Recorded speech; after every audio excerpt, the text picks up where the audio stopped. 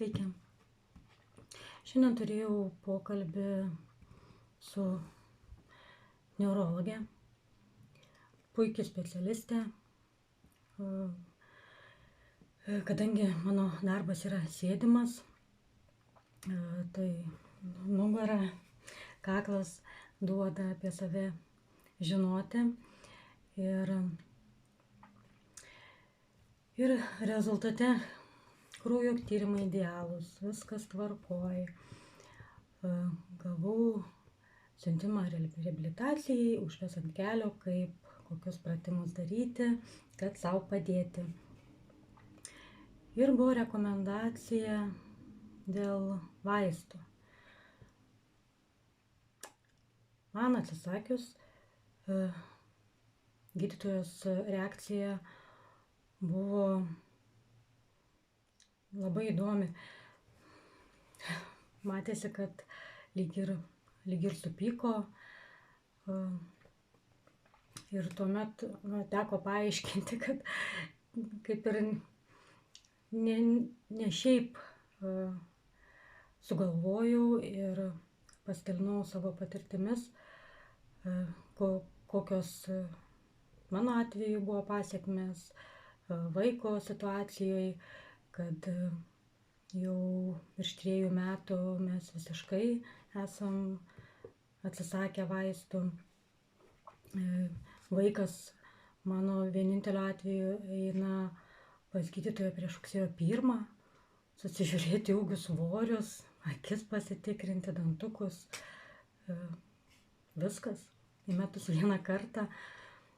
Ir dar vienas dalykas, savo aplinkoje, kadangi dirbu su moterimis, su nagučiais, tai pasakysiu tiek.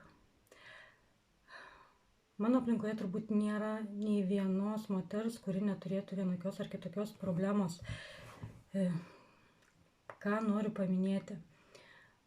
Labai daug vartojančių kontraceptikus, spirales, apie jų veikimą ir pasekmes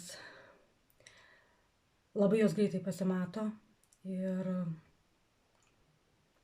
jos yra liūdnos ir moteris pačios tą supranta. Sekantis iš, sakykime, 99% turi, jei ne cistą, tai miomas atauginėjančias ar kitokius darinius. Prieš savaitę buvau pas ginekologę dėl tos pačios nugaros pasitikrinti, maža ką, gal susiję. Mano tyrimai idealūs. Šiai dienai turiu visus savo organus ir nevartoju jokių medikamentų, nors man buvo ir pasiūlyta spiralė, nes pagal metus man 43 metai, neturiu jokių sutrikimų, neskaitant nugaros, kur reikalingi pratimai, čia susitvarkysim. Ir gydytojai paaiškinus šitas situacijas, kažkaip jie pakeitė tą, sakykime, pasikeitė jos kūno kalba ir nebebuvo tokia prieštaringa.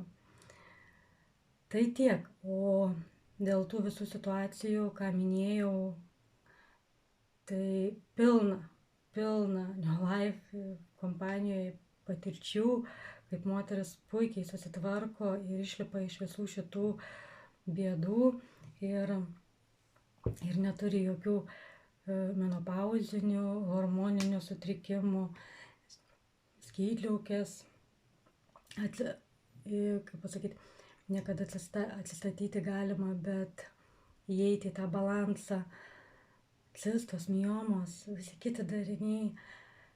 Skamba kosmosas.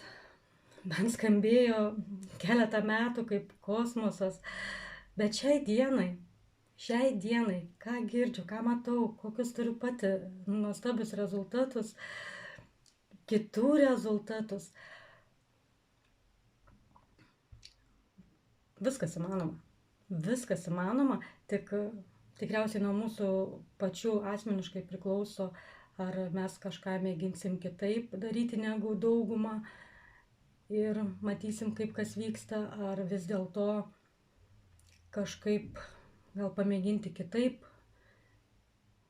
Visada, ir gydytojai tą patį pasakiau, aš visada galiu spėti į šitą jūsų traukinį, pradėti vaistus vartoti ir visa kita, bet kol galiu be jų, aš viską padarysiu, kad jų nereikėtų vartoti. Dar vieną istoriją pasidalinsiu. Pernai metais važiavome į vieną iš seminarų ir reikėjo moterį vieną paimti, kartu vežtis. Ir čia, kai mes susitinkam, kas Neolife'ą vartoja, tai būna klausimas, dėl kokios priežasties, kas buvo su sveikata. Moteris metuose buvo ir ji pasidalino savo istoriją, jai buvo skydliaukė sutrikusi ir gydytojai išrašė tiroksiną. Dar turėjo moteriškų sveikatos problemų. Ir kokia situacija jos buvo, kodėl jinai pasiryžo kitaip, ji pasakoja. Atvažiavusi pas mamą savo, įsikalbėjom ir sako, vienu momentu kažkaip mama pradaro savo spinteles ir ten krūvas vaistų. Krūvas, begalės vaistų. Mama per eilę metų daug praradusi organų, išoperuotų ir ima lauk ir tą, ir trečią. Ir mama mus pavaikšto ir ką jinai pasakė, tą įsireiškė, aš to nekartosiu, bet ji išsigando. Ir ji ką suprato, kad viskas jai prasideda kaip mamai. Va kažkur kažkas pradėjo griūti, va tiroksinas. Va ten vėl kažkas, vėl, ar imsim lauką ar panašiai. Ir ji tuo momentu sako, aš žiūriu į mamą ir jeigu aš renkuosi tą patį kelią kaip ji, manęs tas pats laukia. Kaip jie užsiminė, mano mama vaikščianti daržovę. Ir aš, sako, išsigandau. Ir aš to nenoriu, aš šitaip nenoriu. Ir sako, aš paprasčiausiai pradėjau domėtis, ieškoti, klausinėti, ar įmanoma kažką kitaip daryti. Ir jį rado. Yra vienas momentas, jeigu mes kažko tikrai norim arba ieškom, iki mūsų būtinai anksčiau ir vėliau ateina ta žinutė. Būtinai. Ir ką, šiai dienai ta moteris susitvarkiusi savo turėtas problemas, nusiėmusi vaistus. Ir dabar, kaip pasakyti, kaip čia mūsų daugumos, jau nebegali tu tylėti, tu paprasčiausiai daliniesi, kad galima kitaip. Kad tu pamėgink, tu visada gali spėti grįžti prie sistemos, prie tradicinių variantų. Bet čia, kaip ir minėjau, čia matyti nuo paties priklauso ir ko aš noriu ir ką man tai duos. Tai vat tam kartui tiek, jeigu būtų įdomu ar